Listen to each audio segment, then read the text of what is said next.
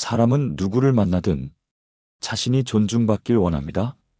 가족이든 친구든 직장이든 낯선 자리든 상대가 나를 함부로 대하지 않기를 바라고, 때로는 인정받고 싶다는 갈증을 안고 살아갑니다. 하지만 참 이상하게도 어떤 사람은 말 한마디 하지 않아도 존중받고 중심이 되고 자연스럽게 갑이 됩니다. 그 사람은 외향적이지 않아도, 화려하게 드러나지 않아도 누군가에게 무시당하지 않습니다. 오히려 조용한데도 존재감이 있고 웃어도 만만해 보이지 않으며 항상 한 수 위라는 인상을 남깁니다. 그게 단지 외모나 직책, 학벌 때문일까요? 그렇지 않습니다. 진짜 갑인 사람은 말투와 태도, 습관과 경계에서 이미 상대를 압도합니다. 이 방송을 듣고 계신 여러분도 아마 이런 경험이 있으실 겁니다. 처음 만났는데도 왠지 예의를 갖추게 되는 사람. 그 앞에서는 함부로 말을 꺼내기 어려운 사람. 그러면서도 불편하지 않고 묘하게 편안한 기운을 주는 사람. 그 사람은 바로 관계에서 지혜로운 사람입니다. 오늘은 그런 사람들의 공통된 9가지 특징을 하나씩 짚어보려 합니다. 그리고 이 이야기의 가장 중요한 메시지는, 이런 태도와 습관은 누구나 지금 이 자리에서부터 익힐 수 있는 것들이라는 겁니다. 이 방송을 마칠 즈음엔 여러분도 분명 사람을 만날 때 함부로 대해도 되는 사람이 아니라 존중하고 조심하게 되는 사람으로 달라져 있을 수 있습니다. 한 가지 실제 사례를 먼저 들려드릴게요. 40대 중반의 여성 직장인이 신입사원 교육을 담당하게 됐습니다. 그녀는 말수가 적고 표정도 차분한 편이었기에 처음엔 신입들이 그녀를 무서워했습니다. 그런데 시간이 지날수록 모두가 입을 모아 말했습니다. 과장님은 조용한데도 어쩐지 허투루 대할 수 없는 분이에요.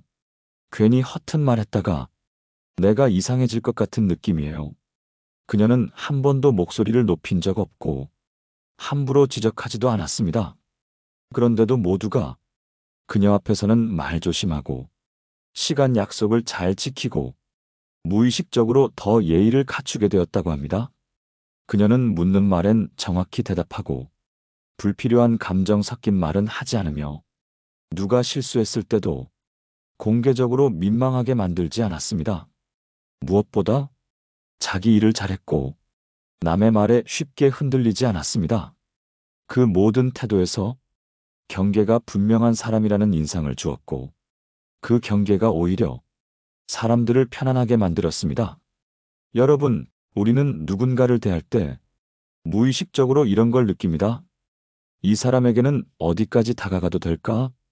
어디까지 말해도 괜찮을까? 이 사람 앞에서는 어떤 말투를 써야 할까? 그 모든 질문에 대한 답은 상대가 가진 관계의 기술에서 비롯됩니다. 오늘 이야기의 핵심은, 그 기술은 타고나는 것이 아니라 매일의 습관과 마음 씀씀이에서 만들어진다는 겁니다. 지금부터 그 9가지 특징을 하나씩 살펴보며 우리가 어떤 사람이 되어야 사람들 사이에서 조용히 그러나 분명하게 한 수 위의 존재감을 만들 수 있는지를 함께 생각해 보겠습니다. 첫째, 말수를 줄이고 관찰을 늘리는 사람입니다. 갑의 기운은 말을 많이 하는 사람에게서 나오지 않습니다. 오히려 말보다 침묵을 잘 다루는 사람에게서 사람들은 이상한 권위를 느낍니다. 이런 사람은 대화를 할 때도 상대방을 평가하거나 훈수 두지 않고 묵묵히 들어주는 힘이 있습니다. 그리고 어느 순간 단 한마디를 할 때 그 말의 무게가 남다릅니다. 한 중소기업 대표는 자신이 신입사원 면접을 볼 때 말을 조리 있게 잘하는 사람보다 질문을 받을 때 침착하게 한 템포 쉬고 말을 고르는 사람에게 더 신뢰가 간다고 말합니다. 그 사람은 자기 생각을 순간의 감정으로 말하지 않고 한 번 안으로 넣었다가 꺼내는 느낌이 있어요. 그런 사람은 절대 가볍지 않아요. 관계를 잘 다루는 사람은 대화에서 주인공이 되려 하지 않습니다. 대신 상대의 표정, 말투, 기류를 먼저 읽습니다. 말을 줄이면 관계가 손해보는 것 같지만 사실은 가장 강력한 영향력을 주는 방법이기도 합니다. 둘째, 감정을 함부로 드러내지 않는 사람입니다. 누군가 말끝마다 기분에 따라 목소리를 높이고 표정을 찡그리고 눈빛이 날카롭다면 그 앞에서는 누구든 말과 행동에 신경이 곤두섭니다. 반대로 불쾌한 상황에서도 감정을 정제할 줄 아는 사람은 사람들의 마음을 무장해제시킵니다. 예전에 회사 회식 자리에서 한 직원이 술에 취해 실수로 팀장에게 신뢰되는 말을 한 적이 있었습니다. 모두가 그 자리에서 얼어붙었죠. 하지만 그 팀장은 그 자리에서 웃으며 조용히 이렇게 말했습니다. 괜찮아. 오늘은 내가 주인공이니까. 다음엔 내가 사과할 일이 생길 수도 있지. 그 한마디에 분위기는 금세 풀렸고 오히려 직원들은 그 팀장에 대한 신뢰가 깊어졌다고 합니다. 감정을 절제한다는 건 자신의 감정을 무시하거나 참는 게 아닙니다. 표현할 타이밍과 방법을 알고 있다는 뜻입니다. 셋째, 누구에게나 말투가 일정한 사람입니다. 친한 사람에게는 반말, 직원에게는 차가운 말, 상사에게는 공손한 말투. 이런 식으로 사람 따라 말투가 달라지는 사람은 신뢰를 잃기 쉽습니다. 반면 누구에게든 예의는 지키되 지나치게 들러붙지 않고 적당한 거리감을 유지하는 사람은 사람들에게 묘한 안정감을 줍니다. 저 사람은 누구 앞에서도 한결같구나. 이런 인상을 주는 사람은 어디서든 함부로 대해지지 않습니다. 심리학자들은 예측 가능한 사람이 신뢰를 얻는 가장 확실한 방법이라고 말합니다. 그런 의미에서 감정과 말투, 태도가 한결같은 사람은 관계에서 이미 한 수 위의 힘을 갖게 됩니다. 이 세 가지 특징만 봐도 여러분 주변에서 자연스럽게 중심이 되는 사람이 왜 그렇게 행동하는지 이해가 되실 겁니다. 그리고 중요한 건 이 모든 습관은 누구든 지금부터 바꿀 수 있다는 겁니다. 지금까지는 무심코 말을 많이 했더라도 지금부터 한마디씩 덜어내고 상대의 말을 들어보는 것부터 시작하면 됩니다.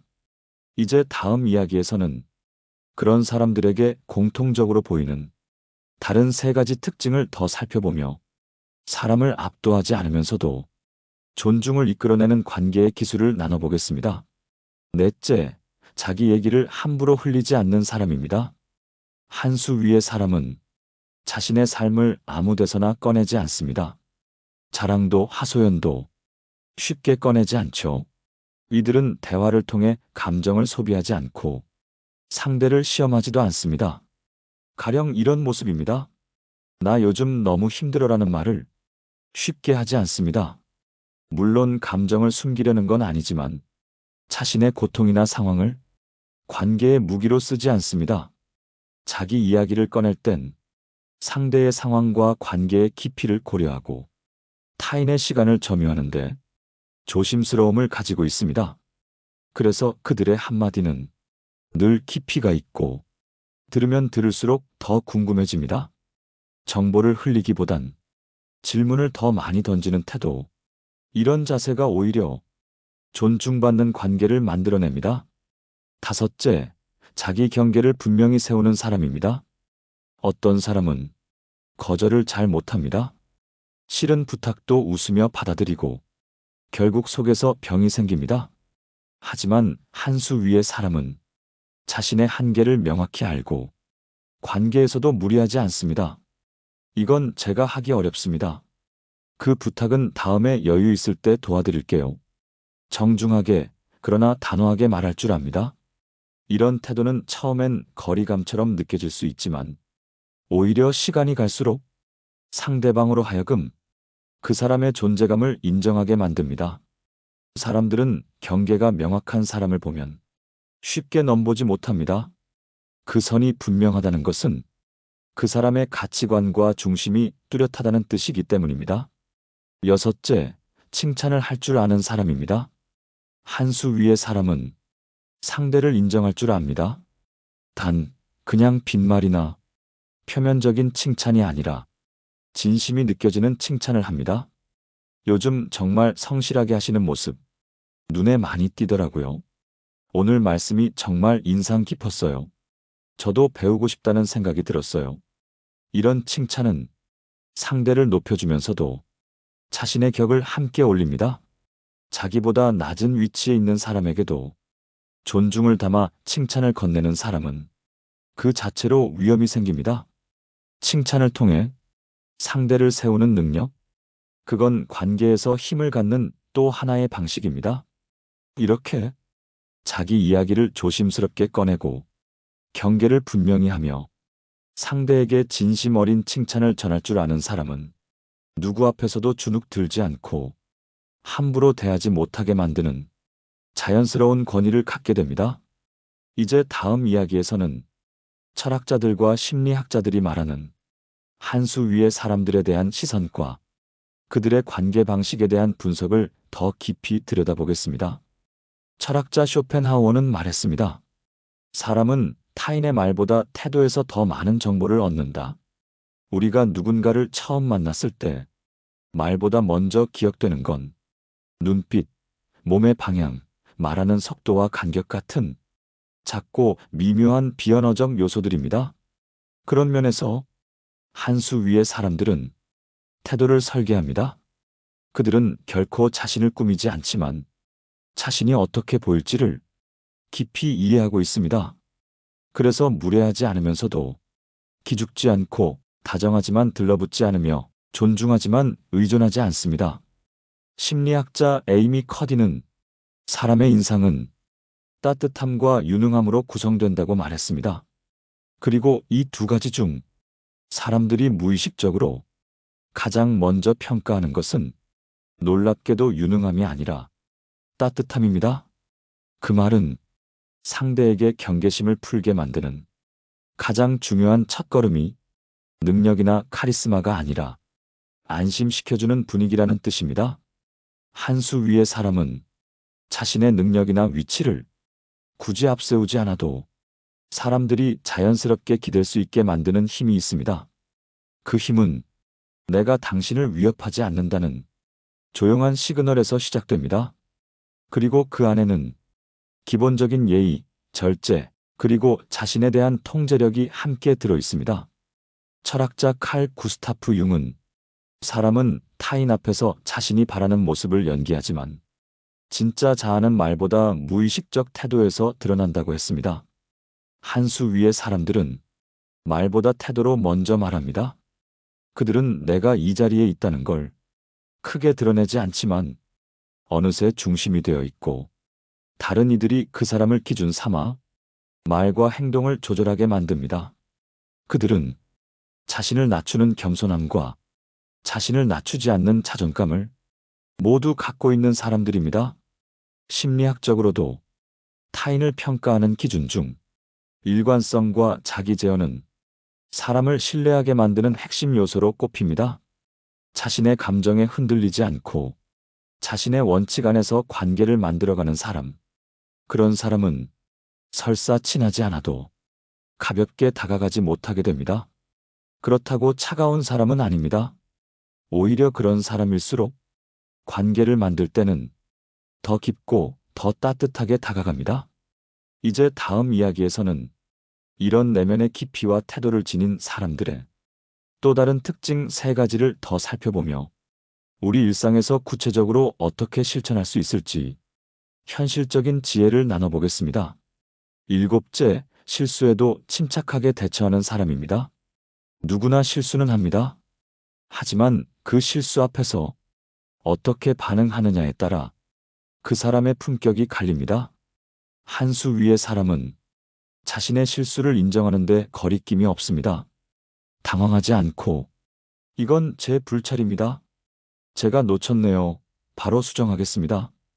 이렇게 담백하게 말합니다. 이때 가장 인상적인 건 변명을 하지 않는 태도입니다. 사실 그날 몸이 안 좋아서 제가 원래 이런 스타일은 아닌데 이런 말은 오히려 책임을 회피하려는 인상을 줍니다. 반대로 자신의 실수를 솔직히 인정하고 수습을 위해 구체적으로 움직이는 사람은 신뢰를 더 얻습니다. 더 나아가 다른 사람의 실수도 비난보다는 해결에 집중합니다. 이런 상황이라면 누구나 그럴 수 있어요. 이제부터 어떻게 할지가 더 중요하죠. 이런 말은 자기 중심적인 판단보다 공감과 책임이 앞서는 태도입니다. 그 순간 그 사람의 진짜 위치가 드러납니다. 그는 단순한 참여자가 아니라 조용히 중심을 잡아주는 사람입니다. 여덟째, 자신의 영역을 넘어타지 않는 사람입니다. 관계를 망치는 가장 흔한 이유는 과도한 간섭입니다.